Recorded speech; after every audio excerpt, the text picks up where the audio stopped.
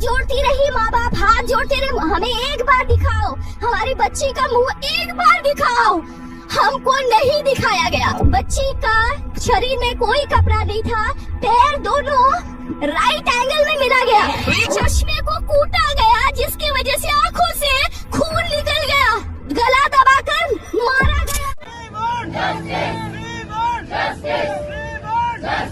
पश्चिम बंगाल में कोलकाता के RG Kar medical college में एक ट्रेनी डॉक्टर से हुई दरिंदगी ने हर किसी को हिलाकर रख दिया। लेडी डॉक्टर से पहले रेप किया गया और फिर उसकी बेरहमी से हत्या कर दी गई। जूनियर डॉक्टर से रेप के बाद हत्या के मामले पर पूरे राज्य में हंगामा मचा हुआ है। पश्चिम बंगाल की राजधानी कोलकाता में 8-9 अगस्त की दरमियानी रात करीब 3 बजे आरजीकर मेडिकल कॉलेज में एक महिला ट्रेनी डॉक्टर के साथ हुई दरिंदगी की इस घटना ने पूरे देश को शर्मसार कर दिया है। नाइट शिफ्ट में काम कर रही डॉक्टर के साथ हुई इस हैवानियत ने एक बार फिर से दिल्ली के निर्भया कांड की याद दिला दी। हालांकि पुलिस ने एक आरोपी को अरेस्ट करके खुलासा किया है कि हमने इस केस को सॉल्व कर लिया है। लेकिन आपको क्या लगता है, क्या एक अकेला व्यक्ति उस बच्ची के साथ ऐसी खौफनाक दरिंदगी कर सकता था, या फिर इसमें किसी और व्यक्ति का भी हाथ हो सकता है? दोस्तों, आज की इस वीडियो में हम पहले पुलिस और पकड़े गए आरोपी के बारे में बात करेंगे और फिर कुछ ऐसी ऑडियो क्लिप भी आपके सामने रखेंगे जो इस बात की तरफ इशारा करती है कि इस घटना में एक से ज्यादा लोग शामिल रहे होंगे। दरअसल बहुत मेहनत और लगन के बाद कुछ लड़के और लड़कियां नीट का एग्जाम क्वालिफाई करके इस आरजीकर मेडिकल कॉलेज में जूनियर डॉक्टर के तौर पर डॉक्टरी की ट्रेनिंग के लिए आते हैं। और इसी कॉलेज में एक ऐसी लड़की थी जिसने बड़ी मेहनत से पढ़ाई की थी, क्योंकि उसके माँ बाप का सपना था कि उनकी इकलौती बेटी पढ़ लिख कर डॉक्टर बने, और बेटी का सपना ये था कि मैं अपने माँ बाप के सपने को पूरा करूं और उनको इस गरीबी की दलदल से बाहर निकालूं, क्योंकि उस लड़की के गरीब पिता कोलकाता से दूर नॉर्थ 24 परगना में रहा करते थे। उनके परिवार में केवल 3 ही लोग थे, एक वो जूनियर डॉक्टर लड़की, उसकी माँ और उसके पिता। उसके पिता अपना घर चलाने और अपनी बेटी को पढ़ाने के लिए बच्चों की स्कूल यूनिफॉर्म बेचा करते थे, और उन्हीं स्कूल की यूनिफॉर्म को बेचकर वो अपना घर चलाते और अपनी बेटी को पढ़ा रहे थे। उनकी बेटी ने भी धीरे धीरे MBBS की पढ़ाई पूरी कर ली थी। MBBS करने के बाद अब वो आरजीकर मेडिकल कॉलेज में PG की 2nd ईयर की स्टूडेंट थी।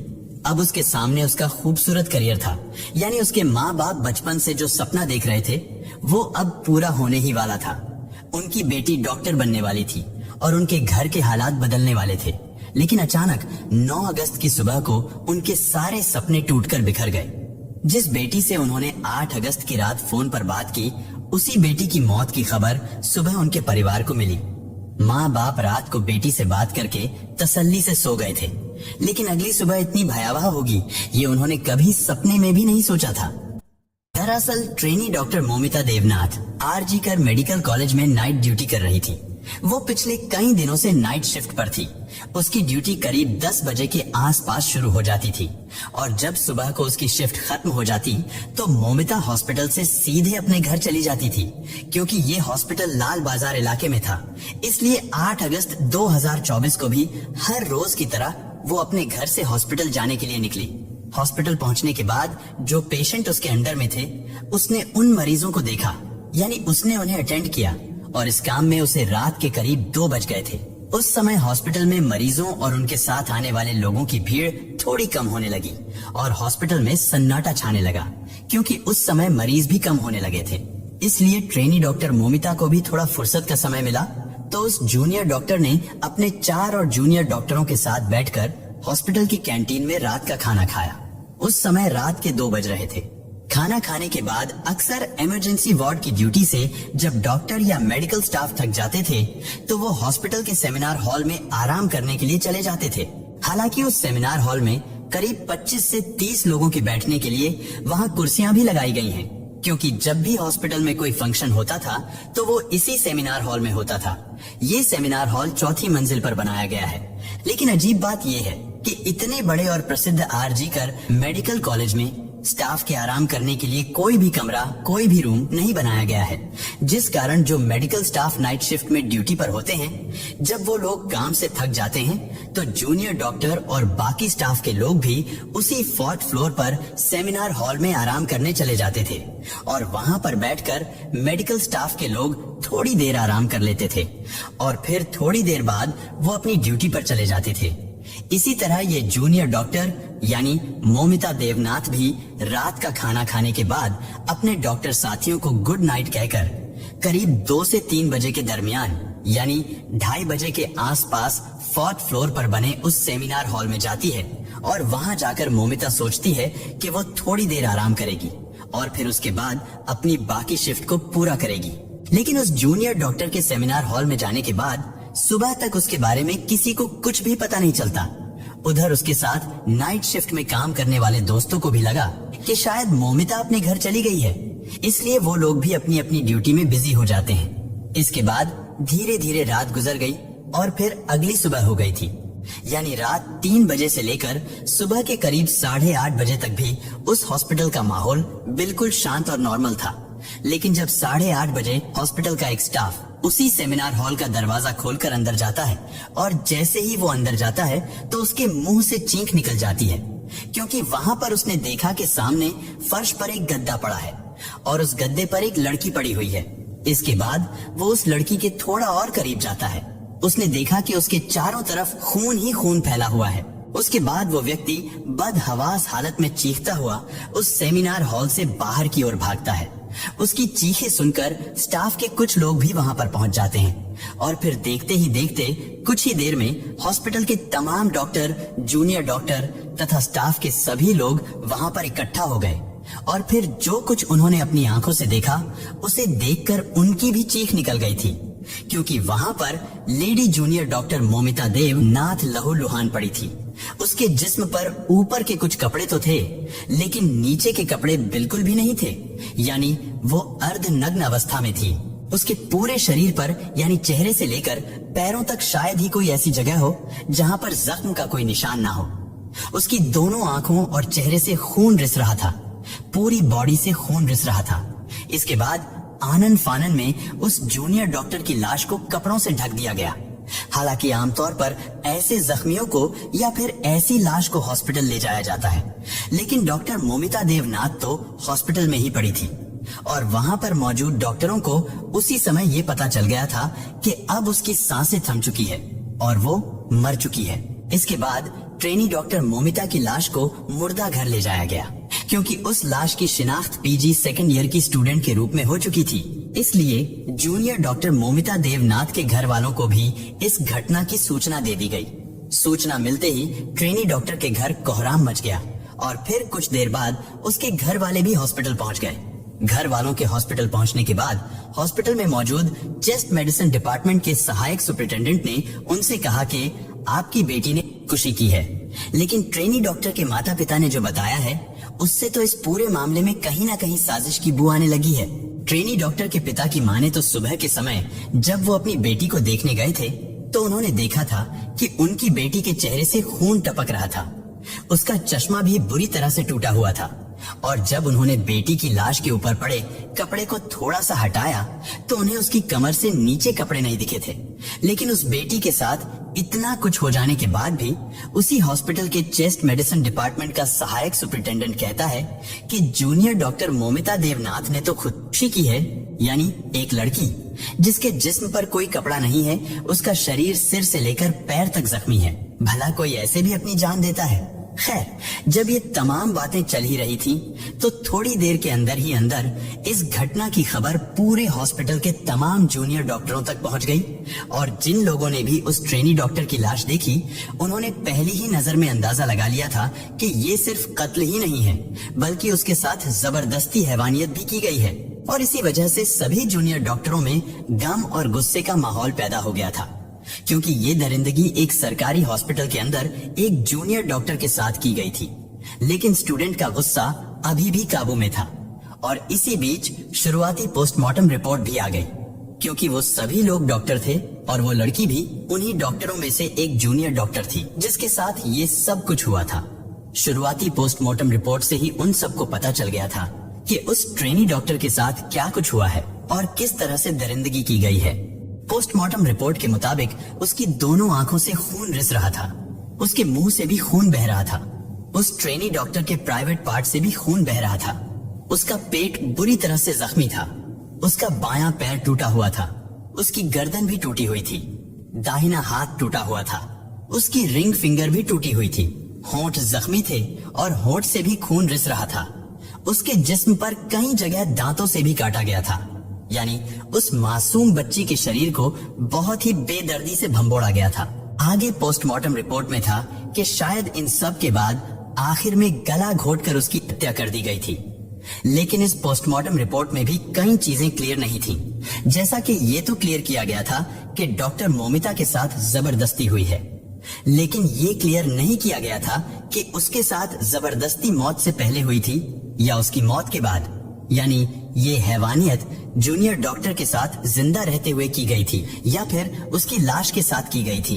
खैर, जब ये भयानक पोस्टमार्टम रिपोर्ट डॉक्टरों के सामने आई तो डॉक्टरों का गुस्सा बर्दाश्त से बाहर हो गया और फिर देखते ही देखते पूरे आरजीकर कॉलेज के डॉक्टरों ने हड़ताल कर दी। उन सब ने काम करना बंद कर दिया। उन सभी जूनियर डॉक्टरों का कहना था कि अगर सरकारी हॉस्पिटल में भी वो लोग सुरक्षित नहीं हैं, तो फिर कहाँ सुरक्षित रहेंगे। इसके बाद धरना प्रदर्शन शुरू हो गया और फिर पुलिस के ऊपर भी दबाव बनाया जाने लगा था। हालांकि शुरुआत में तो कोलकाता पुलिस ने भी इस केस को यूं ही अनदेखा करने की कोशिश की, लेकिन जब पता चला कि लोग बहुत ज्यादा गुस्से में हैं, तो अचानक मामले को हाथ से निकलता देखकर कोलकाता पुलिस को तुरंत एक स्पेशल टीम गठित करनी पड़ी। इसके बाद इस केस की जांच शुरू की गई। ये मामला चीफ मिनिस्टर तक भी गया, साथ ही पॉलिटिक्स भी शुरू हो गई। और जब पुलिस ने अपनी जांच शुरू की तो फिर धीरे धीरे इस दरिंदगी और कत्ल की कहानी सामने आई। पुलिस ने सबसे पहले उस सेमिनार हॉल से जांच शुरू की थी जहां पर उस ट्रेनी डॉक्टर की लाश मिली थी, क्योंकि उस सेमिनार हॉल के अंदर कोई सीसीटीवी कैमरा नहीं था, जिस कारण ये पता नहीं चल पा रहा था कि उस रात सेमिनार के अंदर क्या हुआ था। इसके बाद कोलकाता पुलिस ने पता लगाना शुरू किया कि उस रात जूनियर डॉक्टर कब कहाँ थी, किस इमरजेंसी वार्ड में उसने ड्यूटी की थी। साथ ही नाइट ड्यूटी में जो उस जूनियर डॉक्टर के दोस्त थे, उन सभी चश्मदीदों से भी पूछताछ की गई। पूछताछ में पता चला कि डॉक्टर मोमिता ने आखिरी बार अपने उन्हीं 3-4 दोस्तों के साथ खाना खाया था। इसके बाद उन दोस्तों से भी पूछताछ की गई और इस सारी पूछताछ के बाद पुलिस ने अनुमान लगाया कि करीब 3 बजे के आसपास खाना खाकर वो lady junior doctor seminar hall में आराम करने के लिए गई थी। हॉस्पिटल के ज्यादातर डॉक्टर और स्टाफ के लिए वहां जाकर आराम करना नॉर्मल था, क्योंकि सेमिनार के अंदर कोई कैमरा नहीं था। इसलिए पुलिस ने सेमिनार के आसपास लगे कैमरों पर फोकस किया। इत्तेफाक से पुलिस को 2 ऐसे कैमरे मिल गए जो उस सेमिनार हॉल के एंट्री और एग्जिट गेट को कवर कर रहे थे। इसके बाद पुलिस ने चश्मदीदों के बताए गए समय के अनुसार, यानी रात 3 बजे से लेकर ट्रेनी डॉक्टर की लाश मिलने के समय यानी 8 बजे तक के सभी सीसीटीवी कैमरा को खंगालना शुरू किया तो बहुत सारे लोग उस सेमिनार हॉल की तरफ जाते हुए दिखाई दिए। उनमें कई नर्स भी थी, कई जूनियर डॉक्टर थे, इसके अलावा कुछ और स्टाफ के लोग भी थे। इसलिए पुलिस के सामने चुनौती ये थी कि अब उनमें से किस पर शक किया जाए। काफी सोच विचार के बाद पुलिस ने इसका हल ये निकाला कि उस समय सीसीटीवी में सेमिनार हॉल के सामने से जो लोग नॉर्मल कपड़ों में गुजरते हुए दिखाई दे रहे थे, पुलिस ने उन सभी को अच्छे से चेक करना शुरू किया और साथ ही हॉस्पिटल स्टाफ के जो हेड हैं, उन सबको बुलाकर सीसीटीवी दिखाना शुरू किया और उनसे कहा गया कि आप आइडेंटिफाई कीजिए इन लोगों में से कौन क्या है। हर एक को देखने पर पता चला कि उनमें सारे हॉस्पिटल के स्टाफ ही हैं, सिवाय एक व्यक्ति के। पुलिस ने जब उस व्यक्ति के बारे में पूछा कि ये कौन है, तो पता चला कि वो स्टाफ नहीं है, बल्कि वो तो एक सिविल वॉलंटियर यानी एक सामाजिक कार्यकर्ता के रूप में उस हॉस्पिटल में आता जाता रहता है। उसका काम लोगों की मदद करना, उनको हॉस्पिटल में भर्ती करवाना था। साथ ही वो व्यक्ति कोलकाता पुलिस के लिए भी काम किया करता था। कोलकाता पुलिस को कुछ इन्फॉर्मेशन देना या फिर उनके कुछ छोटे मोटे काम करना। उसके बारे में पूछने पर पता चला कि उसका नाम संजय रॉय है। हॉस्पिटल स्टाफ से पूछा गया कि संजय रॉय उस रात यहाँ हॉस्पिटल में क्या कर रहा था। हॉस्पिटल के स्टाफ ने बताया कि संजय रॉय अक्सर रात को यहाँ आता रहता है, कई मरीज जिनको वो भर्ती करा कर जाता है, उनको देखने के लिए, उनका हाल चाल पूछने के लिए वो अक्सर यहाँ आता है। अभी वो लोग इस बारे में बात कर ही रहे थे कि तभी अचानक एक पुलिस ऑफिसर की नजर संजय रॉय के गले पर पड़ी। दरअसल जब घटना स्थल की जांच की गई थी तो उस समय मौकाए वारदात से जूनियर डॉक्टर की लाश के पास से पुलिस को उसका लैपटॉप और मोबाइल फोन के अलावा उस जगह पर एक नेक बैंक ब्लूटूथ मिला था, जो कि मोबाइल के ब्लूटूथ डिवाइस से कनेक्ट होता है। पहले तो पुलिस को लगा कि शायद ये जूनियर डॉक्टर का ही है, क्योंकि उसका मोबाइल भी वहीं पर पड़ा था। लेकिन जब उसको ब्लूटूथ से कनेक्ट करने की कोशिश की गई तो वो जूनियर डॉक्टर के फोन से कनेक्ट नहीं हुआ। हालांकि उस दौरान भी पुलिस ने बहुत सारे लोगों के फोन से उस नेक बैंक ब्लूटूथ को कनेक्ट करने की कोशिश की थी, लेकिन उस समय वो किसी भी फोन से कनेक्ट नहीं हुआ था। लेकिन अब सीसीटीवी फुटेज में अचानक पुलिस की नजर संजय रॉय पर पड़ गई थी, जो करीब 3:20 के आसपास सेमिनार हॉल की तरफ जाता हुआ दिखाई दे रहा था और उसके चलने से लग रहा था कि वो लड़खड़ा रहा है। शायद वो नशे में था। लेकिन सबसे बड़ी चीज जिस पर पुलिस की नजर पड़ी थी वो ये था कि जब वो वहां से गुजर रहा था तो तब उसके गले में नेक बैंक ब्लूटूथ नजर आ रहा था। लेकिन जब वो सेमिनार हॉल से बाहर निकल रहा था तो तब उसके गले में ब्लूटूथ नहीं था। लेकिन ठीक उसी तरह की एक नेक बैंक ब्लूटूथ पुलिस ने उस महिला डॉक्टर की लाश के पास से बरामद की थी और चेक करने पर पता चला था वो ब्लूटूथ डॉक्टर का नहीं था। और इससे ये तो साफ हो गया था कि जिस व्यक्ति का भी वो ब्लूटूथ है, कातिल भी वही है। इसके बाद सीसीटीवी कैमरा के आधार पर जितने भी लोगों को चिन्हित किया गया था, पुलिस ने उन सब के फोन को उस ब्लूटूथ से कनेक्ट करने की कोशिश की, लेकिन फिर भी कोई सफलता नहीं मिली। और अब जब संजय रॉय का चेहरा सामने आया था तो हॉस्पिटल के स्टाफ ने बताया कि वो अक्सर यहाँ आता जाता रहता है। इसके बाद कोलकाता पुलिस तुरंत संजय रॉय को अरेस्ट कर लेती है। संजय उस समय भी नशे में था और जब पुलिस उससे पूछताछ कर रही थी, उससे सवाल कुछ पूछा जा रहा था और वो जवाब कुछ और दे रहा था। लेकिन पुलिस को जो ब्लूटूथ घटना स्थल से मिला था, एक पुलिस वाला उस ब्लूटूथ को संजय के मोबाइल से कनेक्ट करने की कोशिश करता है तो वो ब्लूटूथ संजय के मोबाइल फोन से तुरंत कनेक्ट हो जाता है। इसके बाद जब उसका नशा उतरता है तो पुलिस उससे पूछताछ करती है, साथ ही उसके मोबाइल को भी चेक किया जाता है और ये पता लगाया जाता है कि 8 और 9 अगस्त को वो कहां गया था। पुलिस उसके पूरे डाटा को खंगालती है और फिर पुलिस ये खुलासा करती है कि उस जूनियर डॉक्टर का कातिल और पिस्ट कोई और नहीं बल्कि यही संजय रॉय है। पुलिस के मुताबिक 8 अगस्त की रात को संजय हॉस्पिटल में पहुंचता है। इसके बाद वो हॉस्पिटल के पीछे एक सुनसान जगह बैठकर देर रात तक शराब पीता है और फिर हॉस्पिटल में इधर उधर घूमता रहता है। पुलिस का मानना था कि संजय सीसीटीवी कैमरे में उस तरफ जाता हुआ दिखाई दे रहा था जिस तरफ सेमिनार हॉल है और फिर करीब 40 मिनट बाद वहां से निकलता हुआ भी दिखाई देता है। और इसका मतलब ये था कि उस रात जो कुछ भी हुआ था वो उन 40 मिनट में हुआ था और वो ब्लूटूथ आरोपी को पकड़ने के लिए पुलिस के पास सबसे बड़ा सबूत था, क्योंकि वो ब्लूटूथ मौकाए वारदात से मिला था। और सबसे बड़ी बात ये कि संजय के गले में सेमिनार की तरफ जाते हुए तो ब्लूटूथ था, लेकिन आते हुए नहीं था। यानी जब उसका ब्लूटूथ गिरा था तो उस समय वो होश में नहीं था।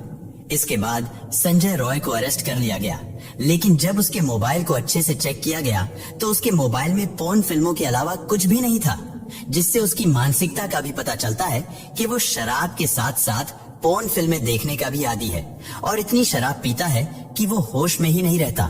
इसके बाद जब उसके फैमिली बैकग्राउंड को खंगाला गया तो पता चला कि उसकी एक माँ है, लेकिन वो अपनी माँ का भी ख्याल नहीं रखता है।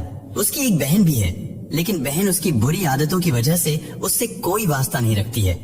संजय रॉय ने 4 शादियां की हैं, जिनमें से 3 पत्नियां उसकी बुरी आदतों और हरकतों की वजह से उसे छोड़कर भाग गई, जबकि चौथी पत्नी की किसी बीमारी के चलते 1 साल पहले मौत हो गई थी। बहुत से लोग और रिश्तेदार तो यही समझते थे कि वो पुलिस में नौकरी करता है, क्योंकि उसने सबको यही बता रखा था कि वो पुलिस डिपार्टमेंट में है, जबकि वो पुलिस के लिए एक तरह से मुखबिर का काम किया करता था। इधर संजय रॉय को अरेस्ट करने के बाद कोलकाता पुलिस ने खुलासा किया कि इस केस को सॉल्व कर लिया गया है, लेकिन अब इस बात की भी जांच कर रहे हैं कि क्या इस पूरे घटनाक्रम में वो अकेला था, क्योंकि आरजीकर कॉलेज के सभी जूनियर डॉक्टरों का कहना था कि डॉक्टर मोमिता वेदनाथ एक होनहार हष्ट पुष्ट लड़की थी, जबकि संजय राय एक दुबला पतला सा व्यक्ति है और सबसे बड़ी चीज जो इस बात की तरफ इशारा करती है कि इस दरिंदगी में संजय अकेला नहीं था, बल्कि उसके साथ और भी कई लोग रहे होंगे, क्योंकि उस समय संजय नशे में धुत था, उससे तो ठीक से चला भी नहीं जा रहा था। तो क्या ऐसे में अकेले ही उसने ट्रेनी डॉक्टर पर काबू पा लिया था? और जब यही सवाल पुलिस से पूछा गया कि क्या एक अकेला व्यक्ति उस जूनियर डॉक्टर पर काबू पा सकता था, तो पुलिस ने इसका जवाब देते हुए कहा कि हो सकता है संजय ने सेमिनार में जाकर जूनियर डॉक्टर के साथ जबरदस्ती करने की कोशिश की हो, लेकिन जब उस जूनियर डॉक्टर ने उसका विरोध किया होगा तो फिर संजय ने उसको किसी भारी चीज से मारा होगा, जिससे वो बेहोश हो गई। पुलिस का कहना था कि हो सकता है उसी समय उस जूनियर डॉक्टर की सांसें थम चुकी हों, यानी उसकी मौत उसी समय हो चुकी थी और डॉक्टर के मौत के बाद ही संजय ने उसके साथ दरिंदगी की है, क्योंकि सारी चीजों को देखते हुए उसके जीते जी तो उसके साथ जबरदस्ती करना संजय के लिए पॉसिबल नहीं था। या फिर दूसरी थ्योरी ये है कि इसमें एक से ज्यादा लोग शामिल थे। लेकिन अब सवाल ये कि अगर एक से ज्यादा लोग शामिल थे तो फिर वो कौन लोग थे?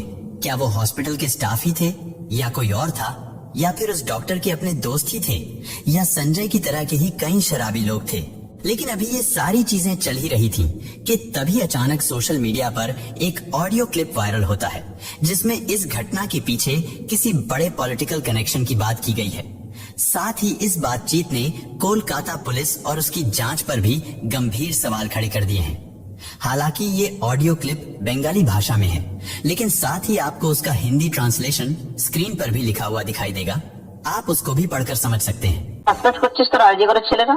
আমরা সাসপেক্ট করছি এটা ইন্টার্নের কাজ, ঠিক আছে, এবং যে ইন্টার্ন তার যথেষ্ট পলিটিক্যাল ব্যাকগ্রাউন্ড আছে, তার ফ্যামিলি মেম্বারও যথেষ্ট উচ্চ পদস্থ, ঠিক আছে, নাম নিতে পারবো না কারণ আমি আমারই সমস্যা হয়ে যাবে, বাট না, নাম নিতে হবে না, একদম নাম নিতে হবে না। না দাদা সেটাই, এবং তাকে প্রোটেকশন দেওয়ার জন্যই মানে খারাপ লাগছে ভাবতে যে আমার ব্যাচমেটই এরকম করতে পারে, এবং কলেজ অথরিটি এতটা নির্লজ্জ যে তাকে সেফগার্ড করার জন্য এত কটা গেমস খেলা হচ্ছে। গোটা মুভমেন্টটা আমাদের কলেজ অথরিটি রান করছে, হচ্ছে না, জেনারেল বডি মিটিং ডিলে করা হচ্ছে, সেখানে প্রিন্সিপাল ইটসেলফ এসে বলছে যে কেন ঘুমাবে রাতের বেলায়, সেমিনার রুম থেকে ঘুমানোর জায়গা, যেখানে সিসিটিভি ফুটেজ লোপাট হয়ে যাচ্ছে, যেখানে পুলিশ এসে ফার্স্ট স্টেটমেন্ট দিচ্ছে না এটা তো সুসাইড, যেখানে তোমার কাউন্সিল কমিটি যেটা হয়েছে সেখানে সাইকিয়াট্রি এইচওডি কে রাখা হয়েছে জাস্ট টু প্রুভ দ্যাট দিদি ওয়াজ এ সাইকিক পেশেন্ট। আমার নিজের পার্সোনাল কনভারসেশন হয়েছে দিদির সাথে অনেকবার, দিদি ওয়াज एब्सोल्युटली नॉर्मल। हालांकि 8 और 9 अगस्त की दरमियानी रात को कोलकाता के सरकारी हॉस्पिटल में महिला ट्रेनी डॉक्टर के साथ हुई इस हैवानियत के आरोपी को पुलिस ने चुस्ती फुर्ती दिखाते हुए मात्र 24 घंटों के अंदर अरेस्ट भी कर लिया था। लेकिन अब सवाल ये, आखिर आरोपी के पकड़े जाने के बाद भी सभी ट्रेनी डॉक्टर इंसाफ की मांग पर क्यों डटे हुए हैं? क्यों आरोपी के पकड़े जाने के बाद भी डॉक्टरों का गुस्सा शांत नहीं हो रहा है? और क्यों आरोपी के पकड़े जाने के बाद भी सीबीआई जांच की मांग की जा रही है? और क्यों पश्चिम बंगाल की सीएम ममता बनर्जी को अपनी ही पुलिस को डेडलाइन देनी पड़ी है? इतना ही नहीं, इसके बाद टीएमसी के नेता कुणाल घोष ने भी अपने सोशल मीडिया प्लेटफॉर्म से एक और ऑडियो क्लिप जारी करके सनसनी मचा दी है। ऑडियो क्लिप को जारी करते हुए कुणाल घोष ने लिखा है कि ये फोन कॉल भी जांच के दायरे में आनी चाहिए, क्योंकि इस ऑडियो क्लिप में 2 लोगों की बातचीत है और इस पूरी कॉन्वर्सेशन में ट्रेनी महिला डॉक्टर की जांच पर बेहद ही गंभीर आरोप और सवाल खड़े किए गए हैं। कुणाल घोष की तरफ से जारी की गई इस ऑडियो क्लिप में दूसरे व्यक्ति ने पूरे मामले में किसी रसूखदार इंटर्न डॉक्टर के होने की बात की है और वो व्यक्ति आरोपी को बचाने के लिए किसी बड़ी साजिश की तरफ भी इशारा कर रहा है। कुणाल घोष ने इस ऑडियो क्लिप को जांच में शामिल करने की मांग की है, लेकिन साथ ही इस ऑडियो क्लिप ने पुलिस की जांच और कार्रवाई पर भी कई सवाल खड़े कर दिए हैं और यही वजह है कि अपनी साथी डॉक्टर के साथ हुई इस दरिंदगी को लेकर आज कोलकाता सहित पूरे देश के भावी डॉक्टर्स सड़कों पर उतर आए हैं। लेकिन जिस तरह की शुरू से लेकर अब तक पुलिस की इस मामले में भूमिका रही है, उस पर डॉक्टरों द्वारा काफी सवाल खड़े किए जा रहे हैं, क्योंकि जिस तरह से कई बड़े अधिकारियों ने ट्रेनी डॉक्टर के परिवार वालों से संपर्क करके ये कहा है कि आप सेटलमेंट कर लीजिए, अब वो लोग किस तरह से सेटलमेंट करना चाहते थे ये बात समझ में नहीं आती है। खैर, इसके बाद जूनियर डॉक्टर के परिवार वालों ने सीबीआई जांच की मांग को लेकर हाई कोर्ट में याचिका दायर की। इसके बाद ये मामला हाई कोर्ट में पहुंचता है। हाई कोर्ट ने भी इस मामले को बड़ी ही गंभीरता से लिया, क्योंकि अब पुलिस पर हाई कोर्ट को भी भरोसा नहीं है। और ना ही ट्रेनी डॉक्टर के परिवार वालों को भरोसा है, और कहीं ना कहीं पूरे देश को भी पुलिस पर भरोसा नहीं है। इसलिए कोलकाता पुलिस ने कल सुबह यानी 14 अगस्त को ही ये केस सीबीआई को सौंप दिया था। यानी अब इस केस में आगे की जांच सीबीआई कर रही है। वहीं बात अगर सीबीआई की करें तो सीबीआई ने भी इससे पहले बहुत सारे मामलों में जांच पड़ताल की है, लेकिन सीबीआई द्वारा भी किसी मामले का इतनी आसानी और इतनी जल्दी से खुलासा नहीं हो पाता। खैर, अभी ये मामला चल रहा है, लेकिन अब सवाल ये है कि क्या सीबीआई इस मामले की जांच इतनी जल्दी कर पाएगी या नहीं कर पाएगी, या फिर ये मामला यूं ही सुशांत सिंह राजपूत केस की तरह ठंडे बस्ते में डाल दिया जाएगा। दोस्तों, इस घटना को सुनाने का उद्देश्य किसी का दिल दुखाना नहीं है, किसी को परेशान करना नहीं, बल्कि आपको जागरूक करना है, आपको सचेत करना है। दोस्तों, इस पूरी घटना के बारे में आपकी क्या राय है, कमेंट बॉक्स में जरूर बताएं। और अगर हमारी मेहनत पसंद आई हो तो इस वीडियो को लाइक करते हुए शेयर भी करें। अगर आपने अब तक चैनल को सब्सक्राइब नहीं किया है तो हमारे चैनल को सब्सक्राइब कर लीजिए। धन्यवाद।